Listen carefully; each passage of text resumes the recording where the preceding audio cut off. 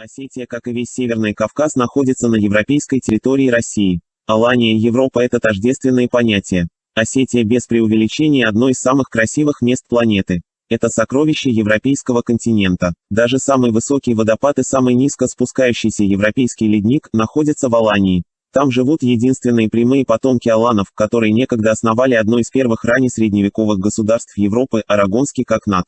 А аланский командир Артур, основавший первое поселение на Туманном Альбионе, дал начало зарождению Великобритании. Прошли века, но они никуда не исчезли. В результате истребительной, но победоносной двухвековой войны с ордынцами, лучшие из лучших, небольшая горстка великих воинов, от которых позорно бежал в Индию великий покоритель мира Тамерлан, оседлала хребты Центрального Кавказа. И в горных теснинах, спустя 3 века, они предстали перед миром в восторженных описаниях великих европейских ученых начала 17 века. В новом облачении, под именем осетин, которое со временем, так же как и слово «алан», стало наполненным великим смыслом. По осетину Хаджи Умару Мансурову вечно будет звонить колокол Хемингуэя, а в штаб-квартире НАСА установят бюст осетина, сэра Генри Токаати.